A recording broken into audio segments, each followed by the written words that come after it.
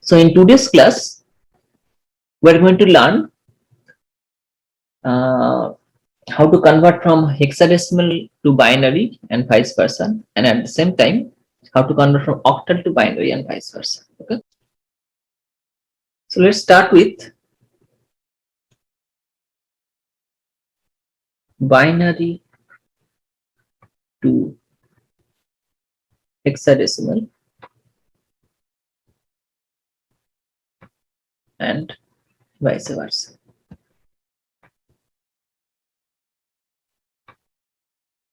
Okay. So let's take a binary number, say 100 1110 1100 1011. So this is a binary number, and I had to convert to hexadecimal.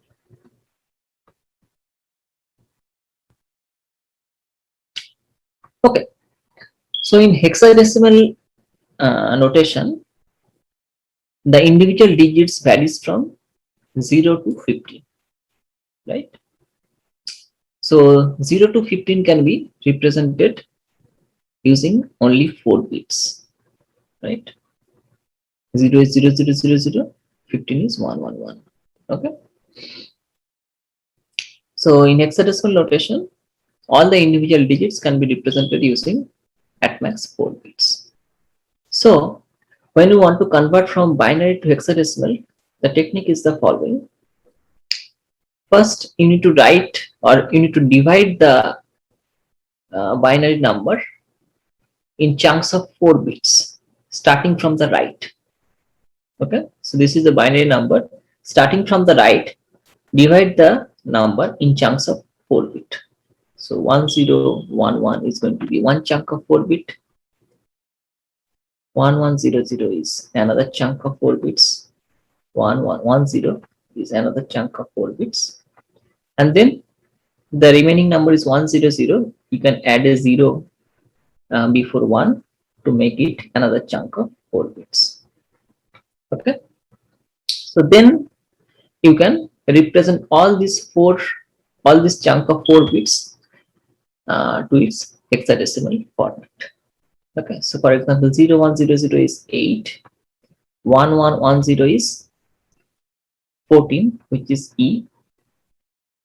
1100 is 12, which is C. 1011 is 11, which is B. So that means this number can be represented as 8ECB in hexadecimal notation. Sorry, this is not 8, this is 4. 0100 is 4.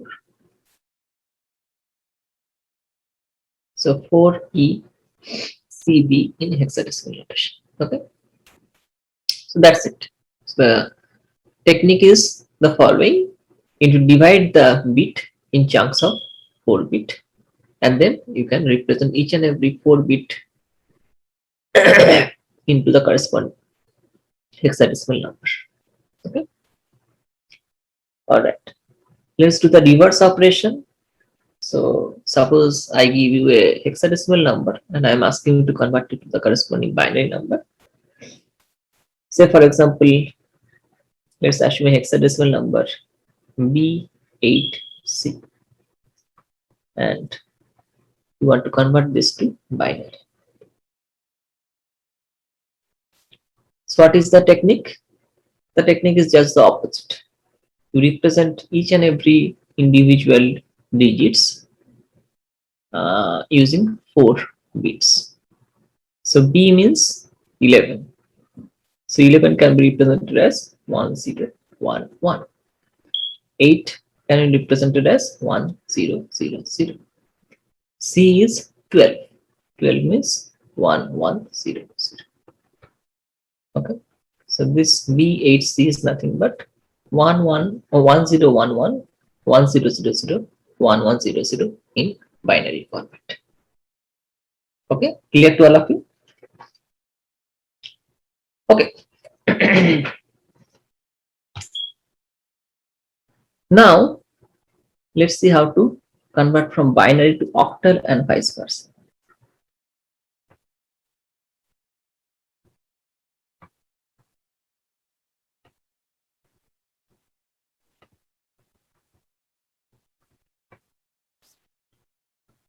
So binary to octal is exactly similar to binary to hexadecimal conversion. Okay. The only difference is that in hexadecimal, each and every digit is represented using 4 bits. In octal, the corresponding numbers varies from 0 to 7, right? So 0 to 7 can be represented using at max 3 bit, right? So if I give you a binary number, say 100, 1110, 1100, 1011, and if I asking you to convert it to octal, what you need to do is that you need to first divide this binary number in chunks of 3 bits starting from the right. Okay, because in an octal system, each and every digits can be represented using at max 3 bits, right? So let's divide this number in chunks of 3 bits. So I'll get 0 1 1, then 0 0 1 is going to be another chunk, then 0 1 1 is going to be another chunk, then 1 1 1 is going to be another chunk, and then 1 0 0 is going to be another chunk. And let's represent each and every chunk of 4 bits to its corresponding octal digits. So for example, 100 is 4, 111 is 7, 011 is 3, 001 is 1, and 011 is again 3. Okay, so this is a valid octal number, and this is basically the octal representation of this binary number. All right, and let's do the opposite operation. That is, suppose I am giving you a valid octal number, say 567, and I'm asking you to convert it to binary.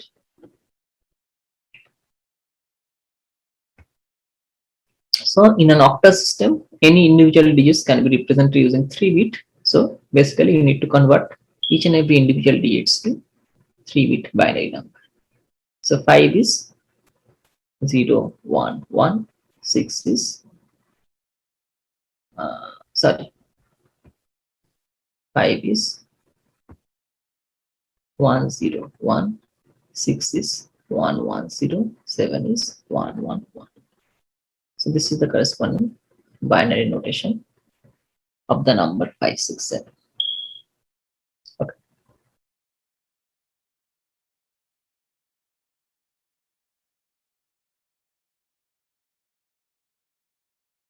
So next we are going to learn how binary addition, subtraction, multiplication, and division takes place. Okay. So let's start with binary addition.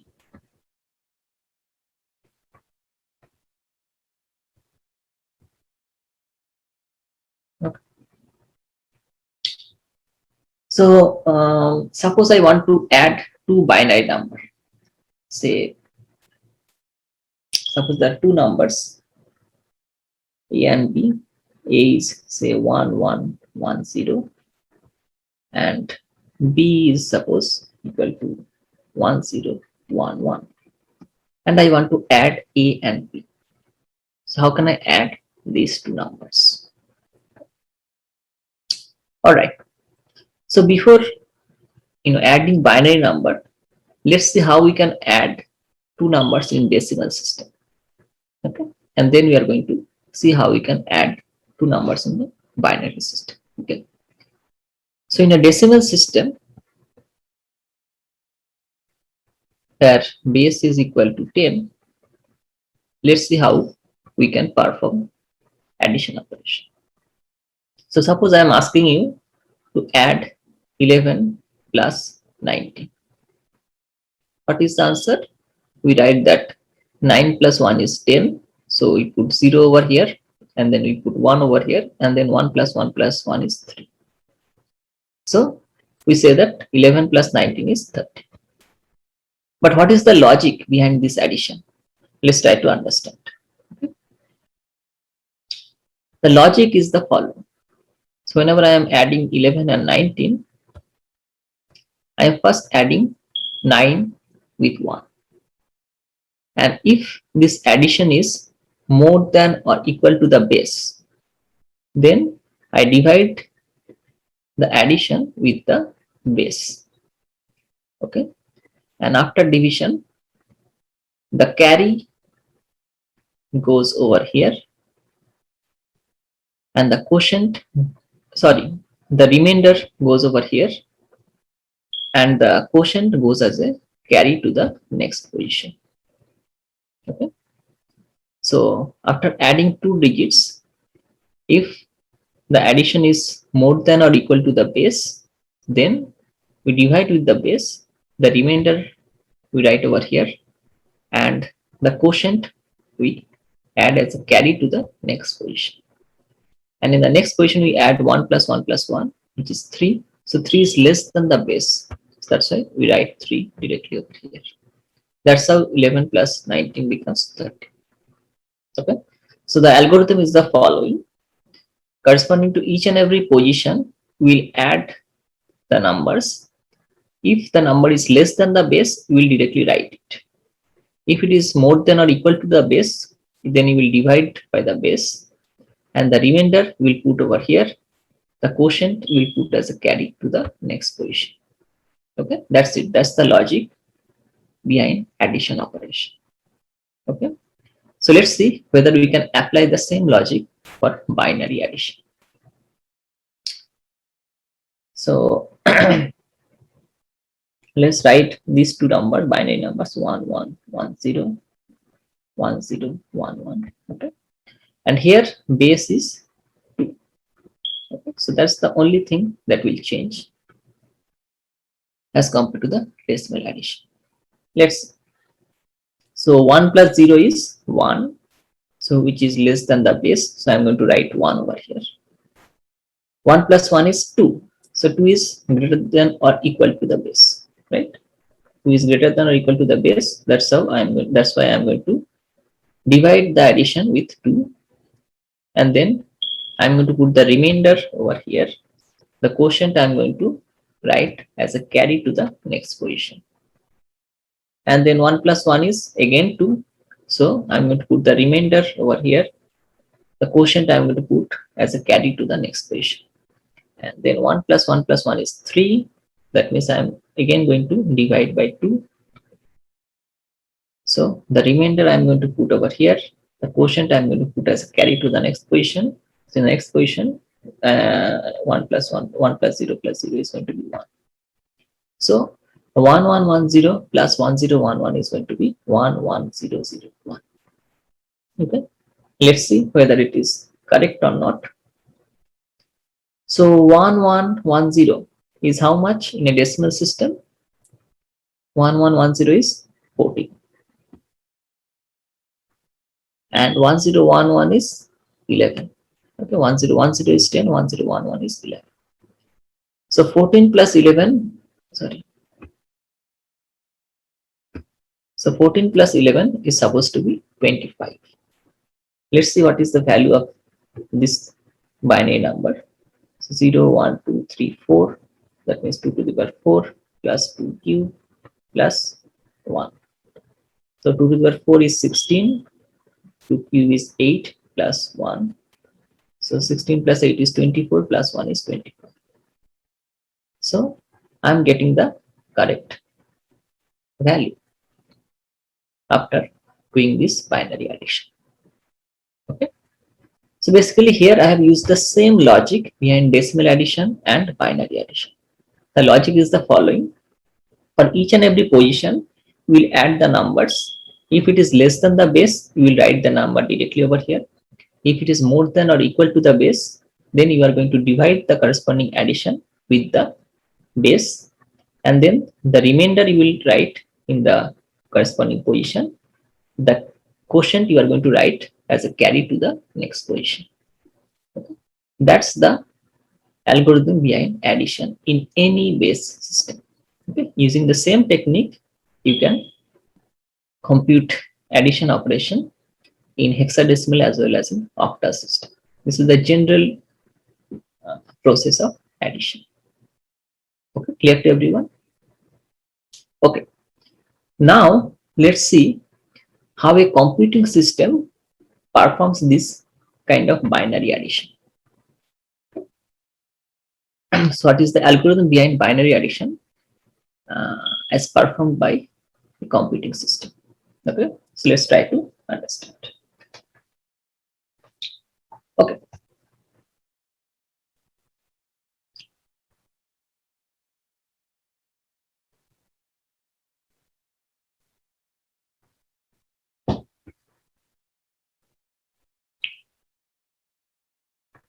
so binary addition. So we know that a computing system, in a computing system, there are different logical circuits like AND, OR, NOT, XOR, and all those things. Okay, so let's see by using this logic how an addition can be performed. Okay. So we are going to learn binary addition using three logical operators: bitwise AND, XOR, and left shifter. Okay. So we'll see that by using these three operators, we are going to compute binary addition. Okay, so let's see how.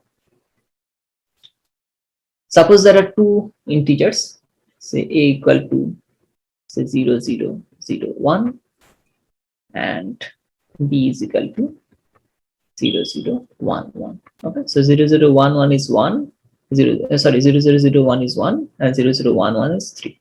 That means ultimately I'm supposed to get 4 if I add a and b. So let's see how we can compute this addition operation. Okay. All right. So let's see if I do bitwise AND in between a and b. If I do bitwise AND, what shall I get? 1 and 1 is 1, 1 and 0 is 0, 0 and 0 is 0, 0 and 0 is 0. So if you notice carefully what this bitwise AND operation is doing, bitwise AND operation is keeping track of the position that is going to generate a carry. If you see carefully, this 1, 1 is going to generate a carry to the next position. Okay. 0 and 1 is not going to generate a carry. 0 and 0 is not going to generate a carry. Okay. Only this position is going to generate a carry. That means AND operator or AND operation keeps track of the positions that will generate carry. Okay. All right. This is a very good observation. So let's store the bitwise AND outcome to a variable called C. All right. Next, let's do bitwise XOR.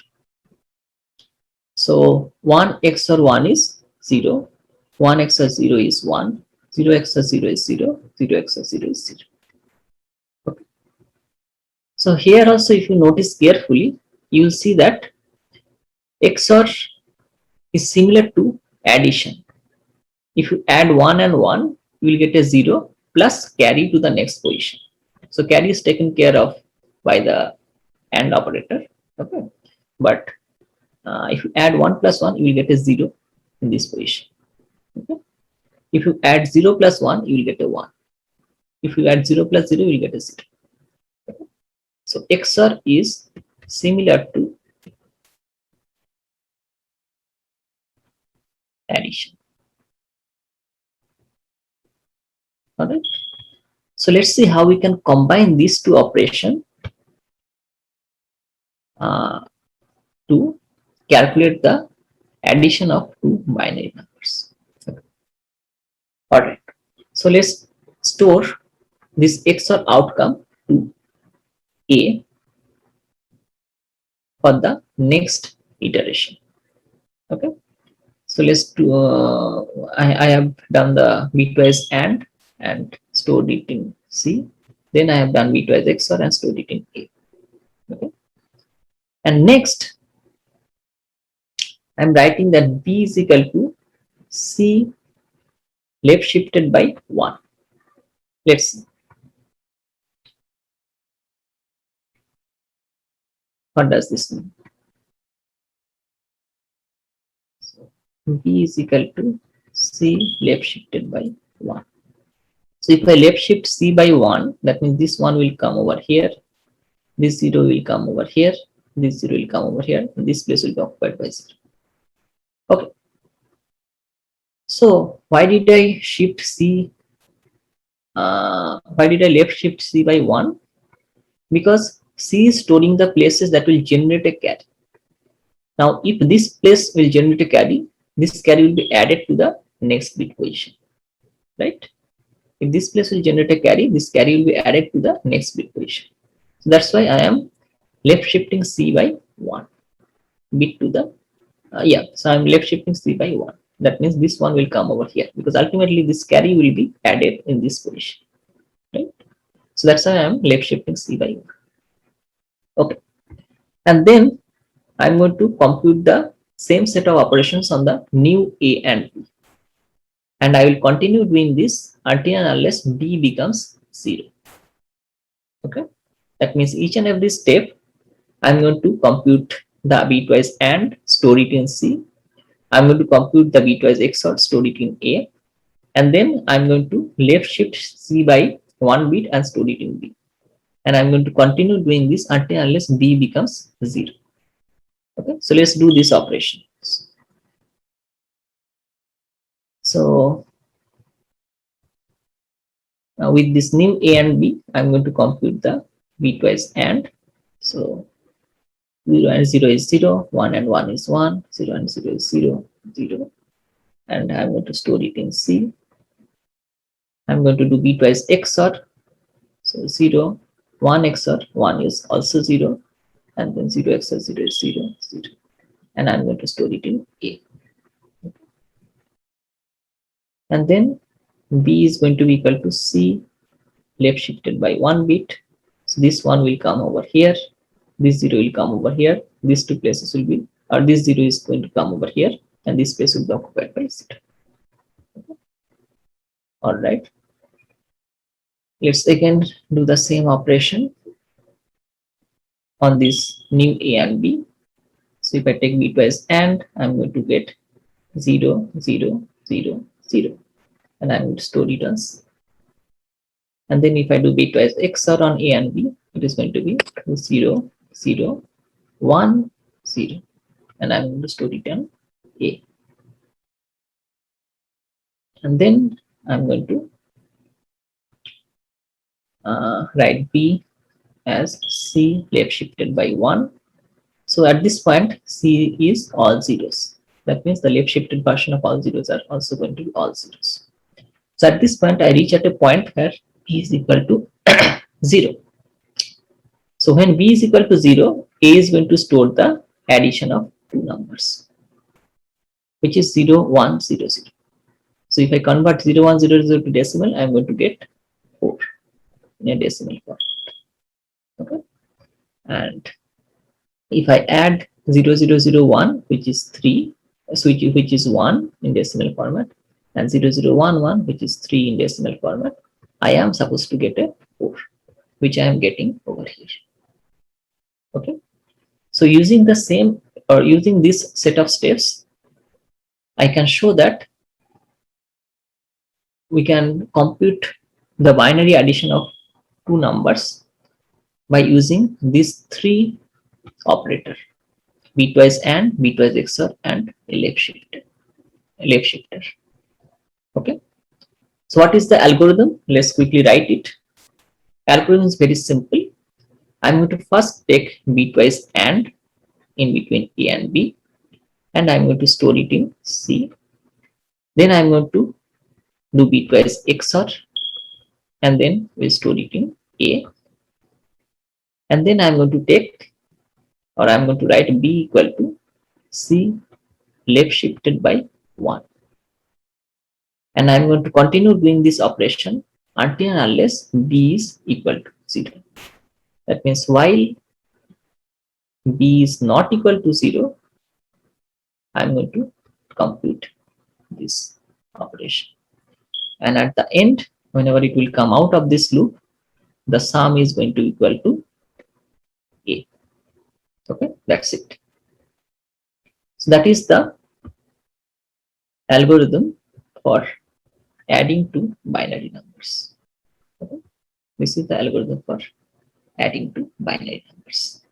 Clear to all of you? Okay. So let's write a program and see whether this algorithm is indeed adding to binary numbers by varying the values of A and B. Okay, so let's implement this using C program. Okay, so let's open a file named, say, arithmetic operations.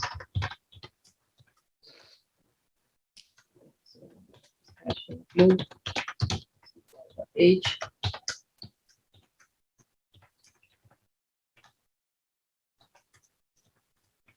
Okay, let's take two numbers A and B, where A equal to 10 and B equal to 20. Okay. Now, let's declare a variable called addition equal to add of A and B, where add is a function that I'm going to implement. Okay, and then it is going to print the addition of A and B is %d add of A and B. Okay, all right. So let's implement this add function. So this add function is going to return an integer, and it is going to take two integers A and B. All right. So if you remember the logic, or if you remember the pseudocode that I have written just now in Notepad, it is the following. I'm first going to do bitwise and in between A and B, and I'm going to store it in variable C. Then I'm going to do bitwise XOR, and I'm going to store it in A, and then I'm going to write B is equal to C left shifted by 1. And I'm going to continue doing this until and unless B becomes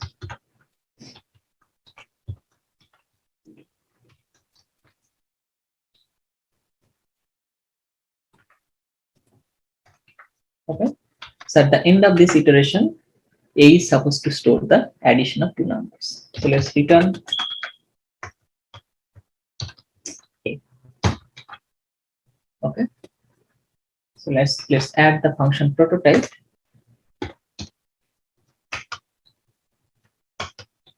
And let's see whether it is giving the correct output.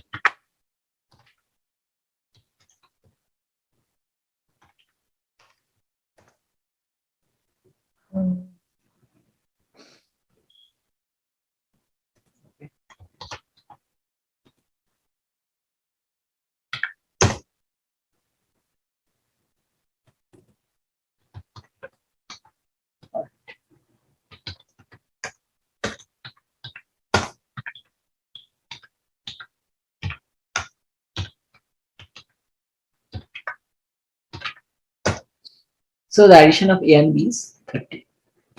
Okay. And you can change these numbers, say 110 plus 230, for example. The addition of 110 and 230 is indeed 340. Okay, so it is working for any values of A and B. Alright. Suppose I want to make it negative. 110 minus 230 is minus 120, which is also matching. When both are negative,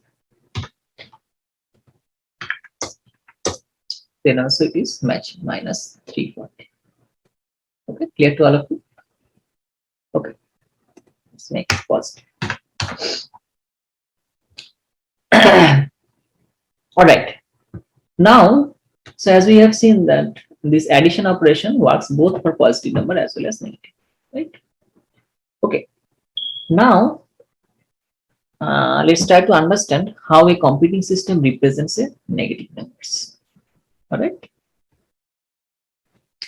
So let me go to the notepad and let me explain you what are the different ways we can represent negative numbers, and then we will see that how a computing system represents a negative number. So, and then we are going to come back and implement this.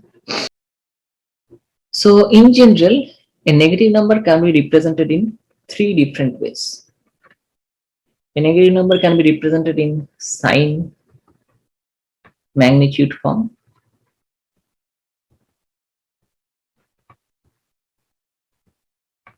or it can be represented in one's complement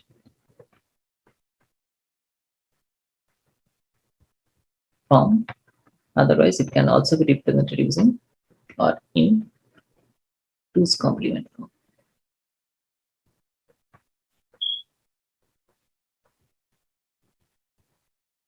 Okay. So let's learn all these three methods and see what are their pros and cons one by one. All right. So let's start with sign magnitude form.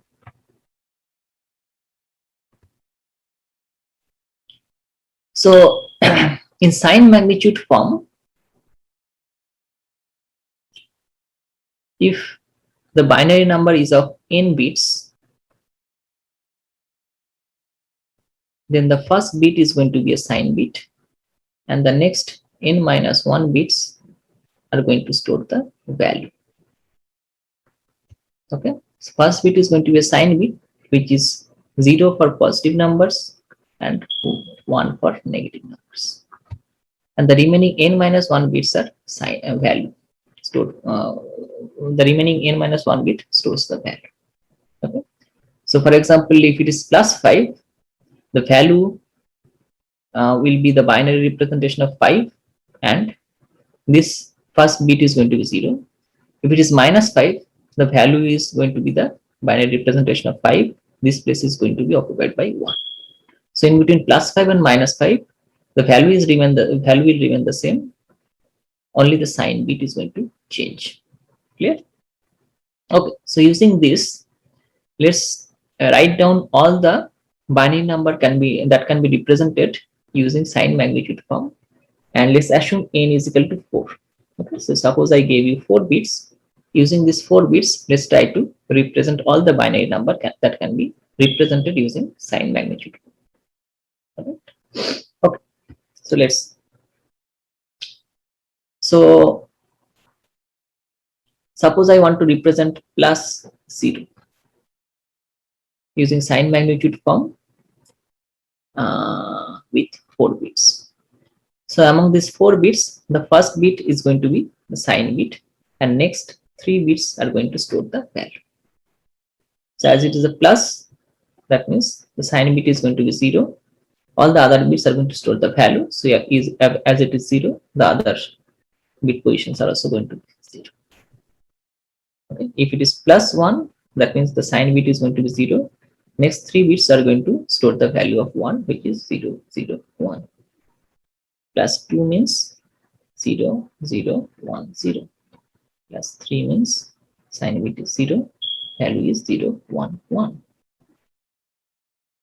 Okay. Plus 4 means 0, 0, 1, 0. Sorry. 0, 1, 0, 0. Plus 5 means 0, 1, 0, 1.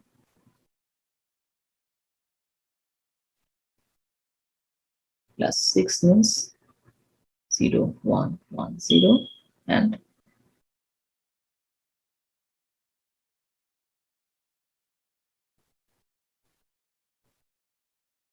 plus 7 means 0 1 1 1. Okay, all right. Now let's represent the negative numbers. So if it is minus 0, the first bit is going to store the sign which is minus or which is 1 because it's a minus and negative number, and then the next 3 bits are going to store the value which is 0 0 0. Okay. So minus 0 is represented using 1 0 0 0. Minus 1 is 1 0 0 1. Minus 2 is 1 0 1 0. Minus 3 is 1 0 1 1. Minus 4 is 1 1 0 0. Minus 5 is 1 1 0 1. Minus 6 is 1 1 1 0. Minus 7 is 1 1 1 1. Okay, so these are the set of numbers that can be represented using 4-bit by sign magnitude form. Clear? Okay, now let's see what are the issues if we represent numbers in sign magnitude form.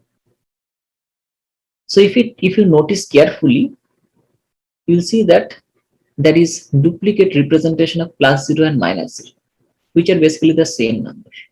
Plus 0 and minus 0 is basically the same number, but there is a duplicate representation of plus 0 and minus 0 using 2-bit pattern. Okay, so the first issue is duplicate representation of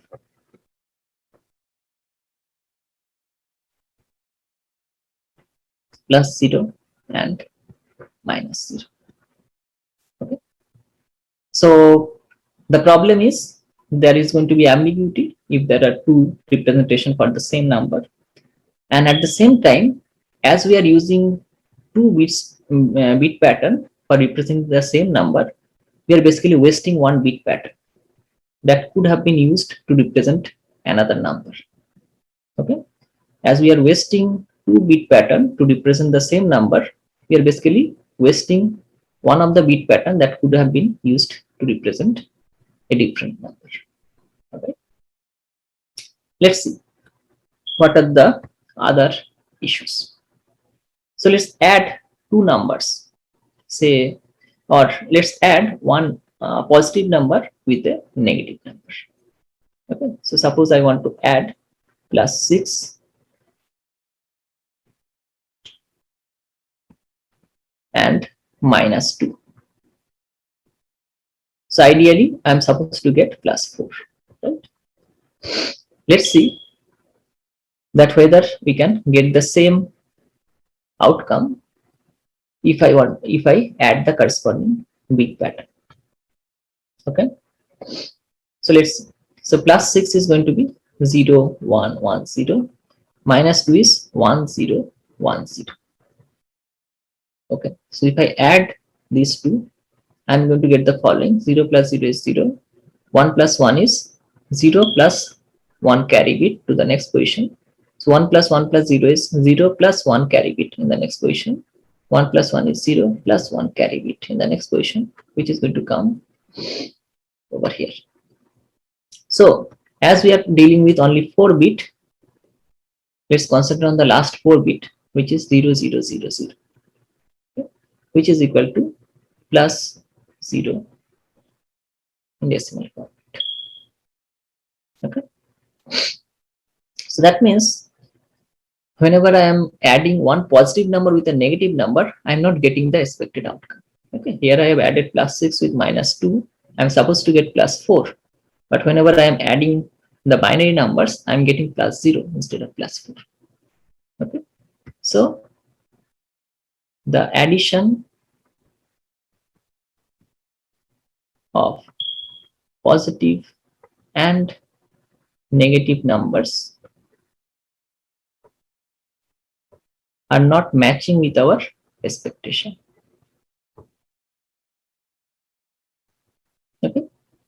So this is the issues of sign magnitude form. Clear? Okay. So let's see how we can overcome this in the using the next two method, or whether we can overcome these issues in the using the next two methods. Okay. So let's learn one's complement notation or one's complement form.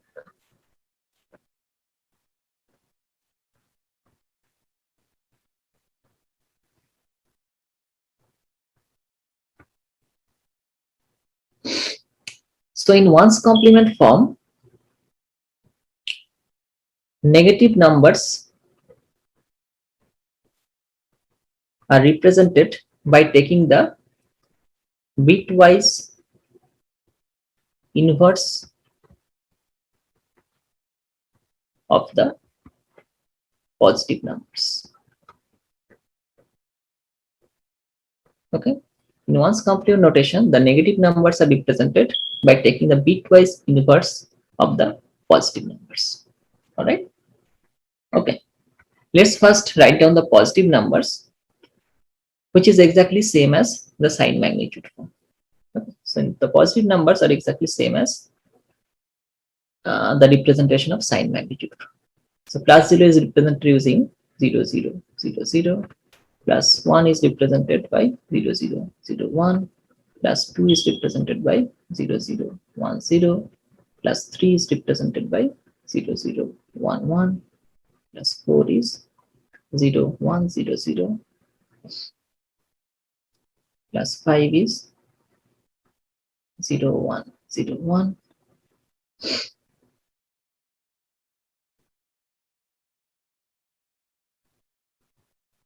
Plus 6 is 0, 1, 1, 0. Plus 7 is 0, 1, 1, 1. Okay. All right. Now let's represent the negative numbers. So what did I say? In one's complement notation, the negative numbers can be represented using the or by taking the bitwise inverse of the positive numbers. Okay.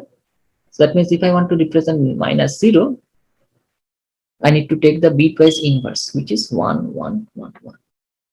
So 1, 1, 1, 1 is minus 0. Minus 1 is 1, 1, 1, 0. Minus 2 is 1, 1, 0, 1. Minus 3 is 1, 1, 0, 0. Minus 4 is 1, 0, 1, 1.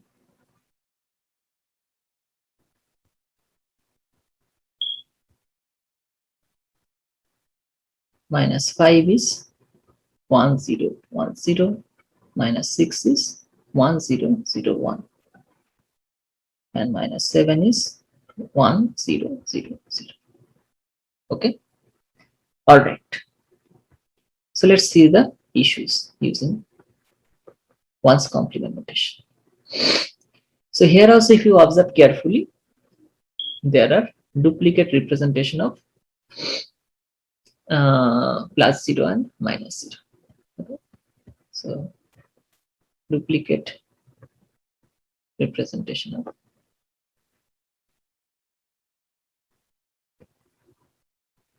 plus 0 and minus 0. Okay. And next, let's see whether the problem of adding one positive number and negative number is resolved or not. So let's add plus 6 with minus 2, which is supposed to give me plus 4. So plus 6 is 0, 1, 1, 0. Minus 2 is 1, 1, 0, 1. So 1 plus 0 is 1, 0 plus 1 is 1, 1 plus 1 is 0, plus carry it in the next position. So 1 plus 0 plus 1 is 0, plus carry it in the next position. So 1 plus 0 is going to be 1. So if I concentrate on the last 4 bits, it is 0, 0, 1, 1. So what is 0, 0, 1, 1? 0, 0, 1, 1 is plus 3. Okay.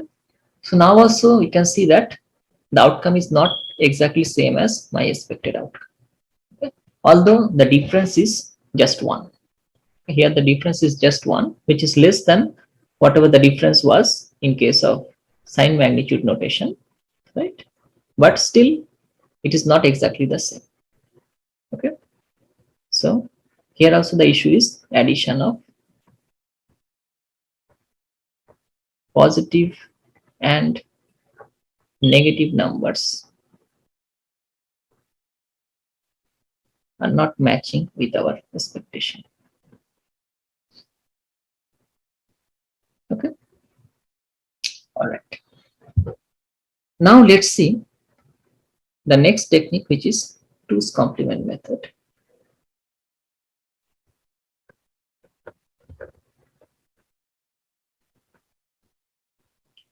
And see whether this method can resolve the issues. So in two's complement method, the negative numbers can be represented by taking the bitwise inverse of the positive number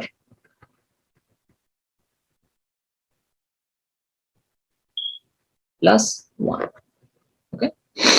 In two's complement notation, the bitwise and the negative numbers can be represented by taking the bitwise inverse of the positive number plus 1. Clear? Let's see whether this technique can resolve the issues. So let's first write down the positive numbers, which is exactly same as the representation of sign magnitude format. Okay.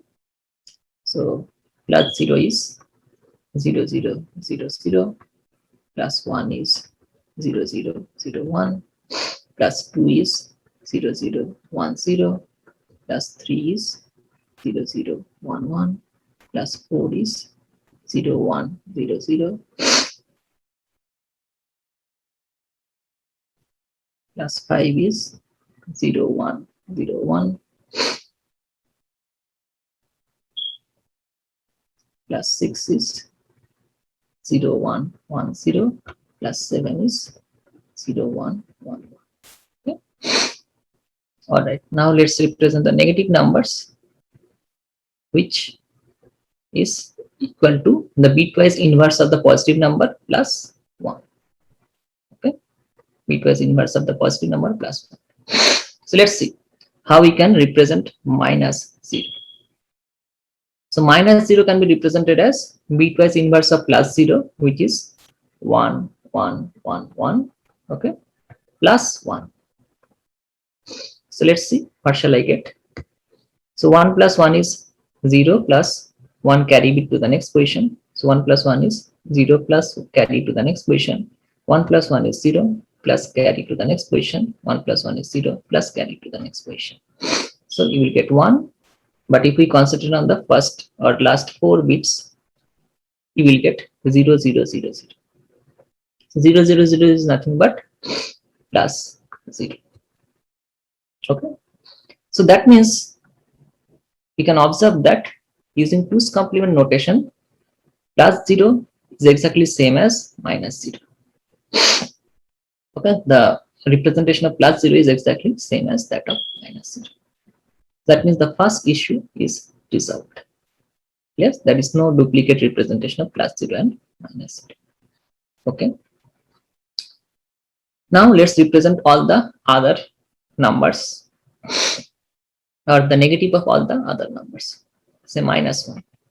Minus 1 is the bitwise inverse of the positive number, which is 1, 1, 1, 0 plus 1. So 1, 1, 1, 0 plus 1 is 1, 1, 1, 1. So the representation of minus 1 is, bit representation of minus 1 is 1, 1, 1, 1 in two's complement notation. Okay. Representation of minus 2 is 1, 1, 0, 1 plus 1 is 1, 1, 1, 0. Okay. Minus 3 is 1, 1, 0, 0 plus 1 is 1, 1, 0, 1. Minus 4 is 1, 0, 1, 1 plus 1 is 1, 1, 0 0. Okay. Minus 5 is 1 0 1 0 plus 1 is 1 0 1 1. Minus 6 is 1 0 0 1 plus 1 is 1 0 1 0.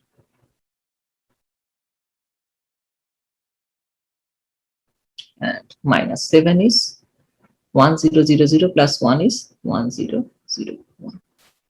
Okay. And as we have saved one bit pattern, because there is no duplicate representation of plus 0 and minus 0, there is one additional bit pattern, which is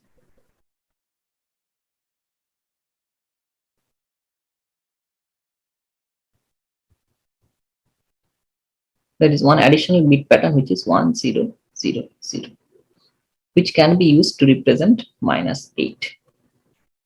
Okay, as we didn't waste another bit pattern for representing plus 0 and minus 0, there is one additional bit pattern which can be represented, which can be used to represent minus 8.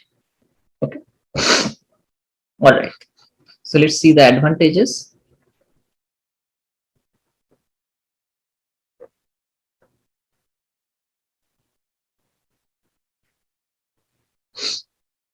The advantages is no duplicate representation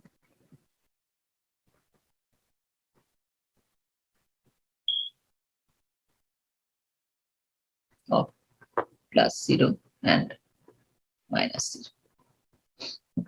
And because of that, we can represent one additional numbers. Clear? Okay.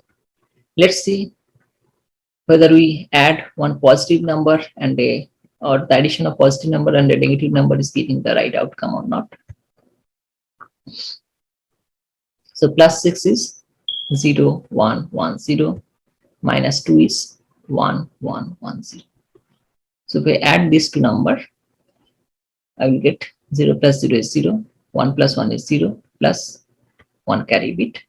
1 plus 1 plus 1 is 3, so 1 plus 1 carry bit. So 1 plus 1 is 0, plus 1 carry bit, which will come over here.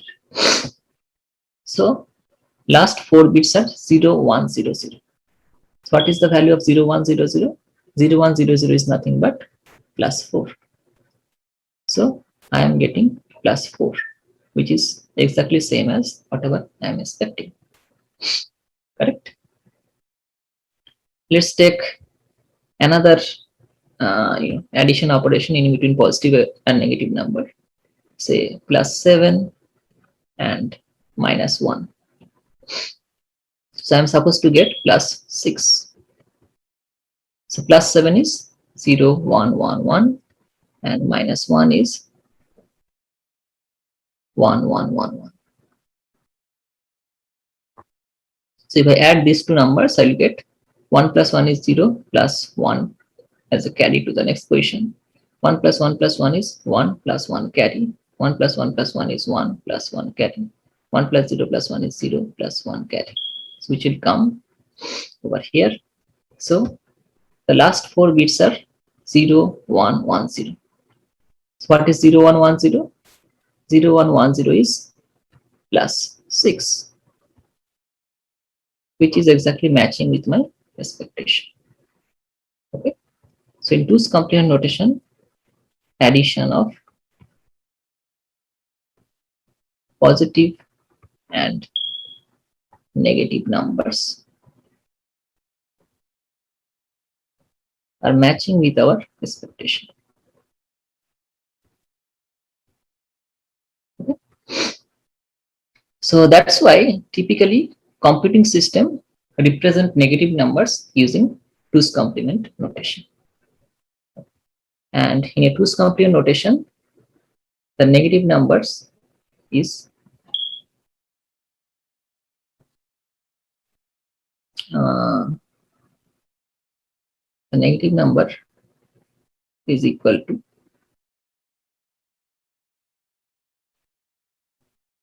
the bitwise inverse of the positive number plus 1.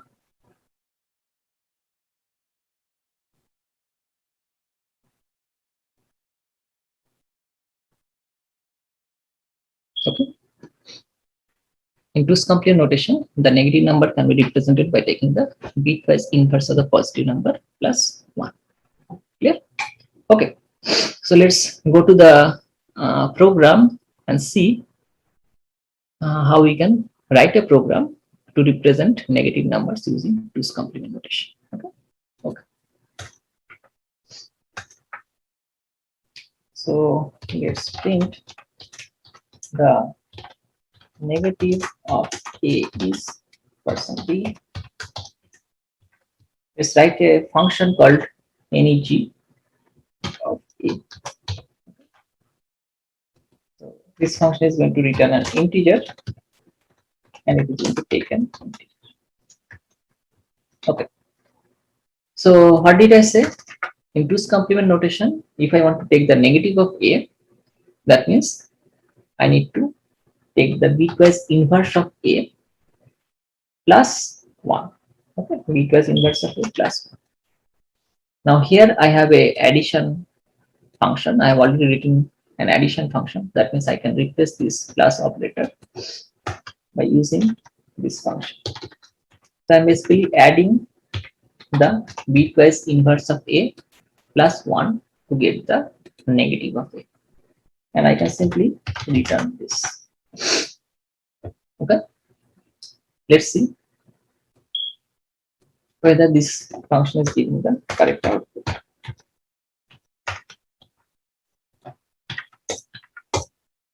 So you can see that the negative of a is -110, which is exactly same as the negative of a.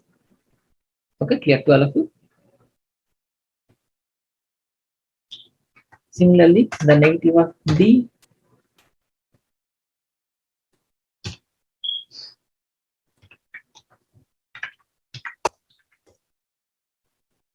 is -230. Okay. So you can see that using this technique, we can easily represent a negative number. All right. Okay. Now, so at this point, I can add two numbers without using any plus operator. I can also represent a negative number without using any minus operator. Okay. Now let's see whether we can subtract two integers. Okay. So suppose I want to subtract a and b.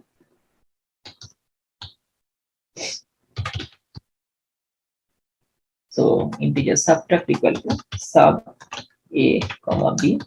The sub is a function that I'm going to write. Okay. Subtraction is percentage of sub. Let's see.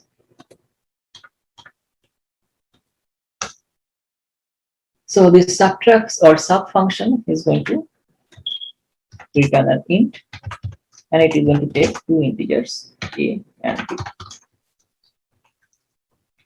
Okay.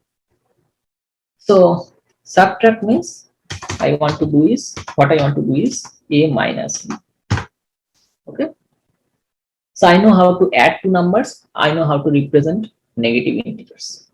So a minus b is nothing but a plus minus b, right? So I know how to do an addition. I know how to write a negative of one integer. So I can basically mix the two to calculate the subtraction of a and b.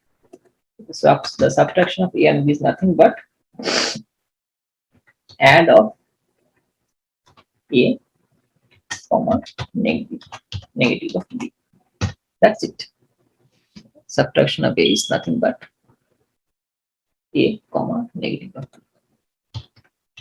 I simply return this. That should give the difference of a and b. Let's see.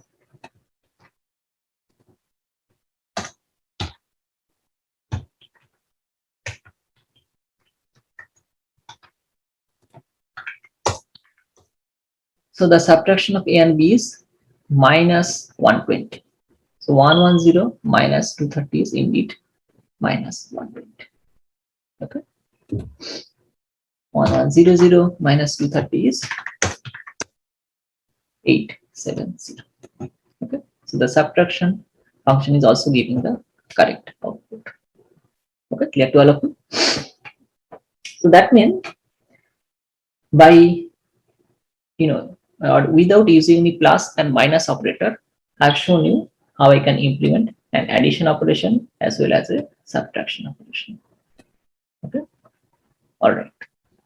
Let's compute multiplication operation without using any multiplication operator.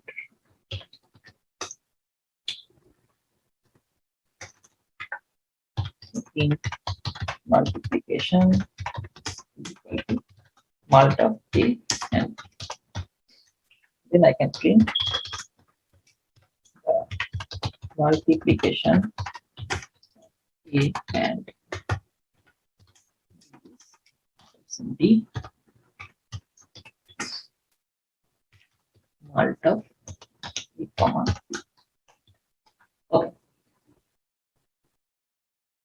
So this mult function is also taking or returning an integer, and it is taking two integers, a and b. All right. So what is multiplication? Suppose I want to multiply 2 with 5. What is multiplication? Multiplication is nothing but repeated addition. Okay, if I want to multiply 2 with 5, that means I need to add 2 5 times. Right? 2 into 5 is 10. So if I add 2 5 times, I will get a 10. Or I can add 5 2 times. Then also I will get a 10. Right? So multiplication is nothing but repeated addition. And as I have already written the function corresponding to addition, I can simply invoke it several times to implement multiplication. Okay. So multiplication of a and b is nothing but adding a b number of times. Okay. Multiplication of a and b is nothing but adding a b number of times or adding b a number of times. Good. Is there a way to make it more efficient? So like would it be more efficient for the computer to add for example, in this example, like would it be more efficient for the computer to add 2 5 times or 5 2 times? Okay, that's a very nice point that you have mentioned. So what he's saying is that which one of these two is more efficient, right? Obviously, this is more efficient because you need to invoke the addition function less number of times. Okay, so you can implement the addition, the multiplication operation in any of these two fashion, but the better way is to make sure that b is lesser, b is smaller than a. Okay, clear to everyone? Thank you. So I mean, you can simply implement this by writing if a is less than b, then you swap the value of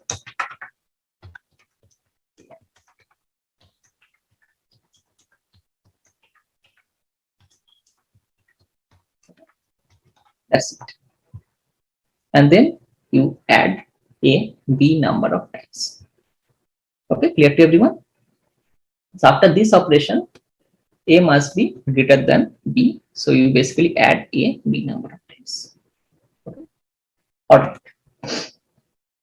So let's see how we can write this function. And for the sake of simplicity, first assume that we have only positive number. Both a and b are positive numbers. Clear? In case of negative number, we need to keep track of the sign. So first, let's write a function where both a and b are positive. So let's assume that result is a variable that is initialized to 0. So every time I want to do this addition operation, result is going to be incremented. Okay. So as I said that here I'm going to add a b number of times. So that means while b is not equal to 0, I'm going to add the value of a with result. So result equal to add of result comma a. and then I need to reduce b by 1. That means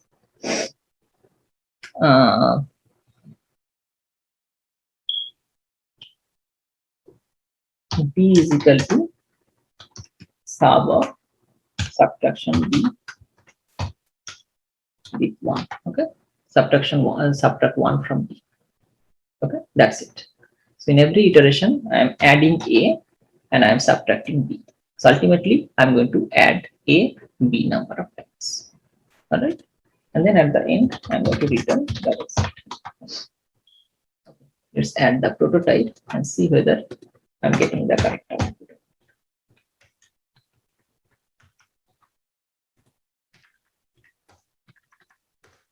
So here it is showing that the multiplication of a and b is 253,000. So 1100 and 230. What is the multiplication? 1100 into 230 is 253,000. So 253,000. Okay, if I make it a little small, I'm going to get 23,000.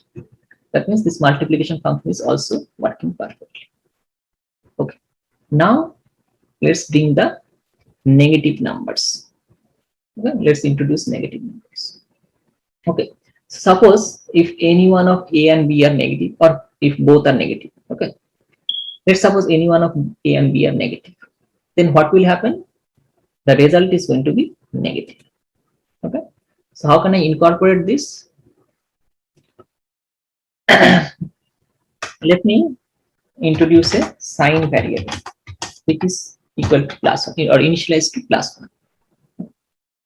So the concept is that if a is less than b, okay, so if a is less than b, or sorry, if a is less than 0, if a is negative, I want to make a positive and I'm going to invert the sign from 1 to minus 1. Okay, so if a is less than 0, I'm going to make a positive by taking the negative of a, and I'm going to change the sign variable to negative of sign.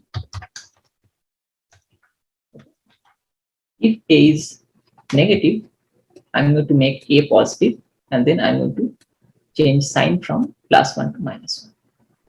And then at the end, I'm going to check if the sign is less than 0 or not. Okay, if sign is less than 0, then I'm going to write result equal to negative of result. I'm going to change result from plus to minus. Okay, clear to everyone? So if a is less than 0, I'm going to make a positive and then I'm going to change the sign, which needs to be incorporated on the result at the end. Similarly, if b is less than 0, then I'm going to make b positive by taking the negative of b, and then I'm going to change the sign as negative of sign. So if any one of a and b is negative, that means sign is going to be minus 1. So the result is going to be minus of result. Okay. If both are negative, that means both this and these statements will get executed. That means in this place sign is going to be minus 1. In this place sign is going to be minus of minus 1. Ultimately it is going to be plus 1 only. That means this statement will not get executed. Okay. So that means this statement will get executed only if any one of a and b are negative. If both are negative, that means this statement will not get executed because minus of minus is plus. Clear? Let's see whether it is working from negative for negative numbers or not. So the multiplication of a and b is minus 23,000. Okay, and if both are negative, then I'm getting a positive outcome. Okay, clear to all of you? Okay. Now let's quickly implement the division operation. So till now, for addition, subtraction, and multiplication, I didn't use any arithmetic operator. Only logical operators has been used, and the same function has been reused. Clear? Okay. Let's use the division operation. Let's print division of A and B is person B.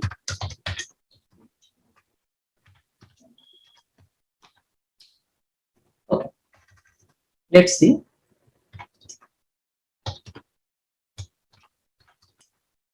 How I can write the division function. Okay. Now, before writing the division function, I want to say that suppose I want to divide 11 by 2. So 11 by 2 is 5.5, right? But here we are only dealing with integer operation. Okay. So here we are only going to deal with integer division. That means instead of 5.5, you will get only the integer portion, which is 5. Okay, clear to everyone? We are only dealing with integer operation. So 11 by 2 is going to give you 5. All right. Okay. So what is the logic behind division operation? Division is exactly opposite to multiplication. Multiplication means it is repeated addition. Division means how many times. So division of 11 by 2 means how many times I can subtract 2 from 11. That is going to be the outcome of division. Okay. How many times I can subtract 2 from 11. So for example, 11 minus 2 is 9. 9 minus 2 is 7. 7 minus 2 is 5. 5 minus 2 is 3. 3 minus 2 is 1. So that means after completing the subtraction 5 times, I am reaching at a point where the outcome is less than 2. Okay. After subtracting 2 5 times, I am in a position where the remaining part is less than 2. That means I cannot deduct 2 from 1 anymore. Okay. So subtraction or division is nothing but the number of times I can subtract 2 from 11. Okay. Or subtraction or division of A and B is nothing but how many times I can subtract B from A. Okay. How many times I can subtract B from A. All right. So let's increment this. So the result is initialized to 0. Why? A is greater than or equal to B. Okay. Greater than equal to B means every time I'm going to deduct B from A, and I'm going to check whether A is or I'm going to continue doing this until unless A is greater than equal to B. Because here I'm going to I have continued this subtraction until unless the remaining part is less than 2. Yeah. So here basically A is equal to 11, B is equal to 2. Okay. So I'm basically continue doing this operation. I will continue doing this operation until unless A is less than B. So while A is greater than equal to B, I'm going to subtract B from A, and then I'm going to increment result. Okay, that's it. Each and every iteration I am deducting B from A and I am incrementing result. And whenever A is less than B, I am coming out and I'm going to return result. Okay, clear to all of you? Let's see. So let's first add the function prototype. And let's make it positive. Okay? Because at this point, first let's assume that A and B are positive. I'm going to incorporate the logic of negative numbers in a minute. Alright. Okay. So if I divide 100 by 230, I'm going to get 0. Right? 100 by 230 is going to give you 0 because A is less than B. Okay. Let's make it 1000.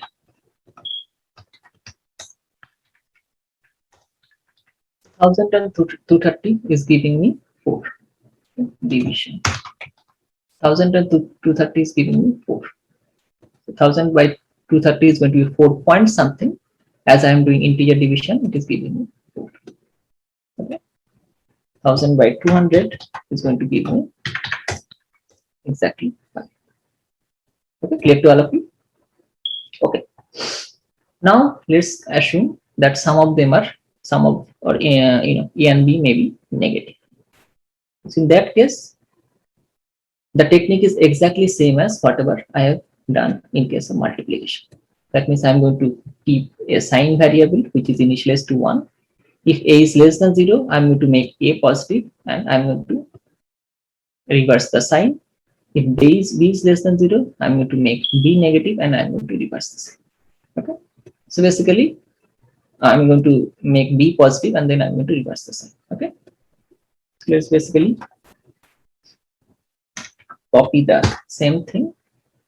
And then at the end, if sign is less than 0, result is equal to negative of result. So that's it. So let's see whether if any of these two are negative, the outcome is -5. Both are negative, the outcome is going to be +5. Okay. So by using this technique, I've shown you that without using any arithmetic operator, I can compute the addition, subtraction, multiplication, and division in between two numbers.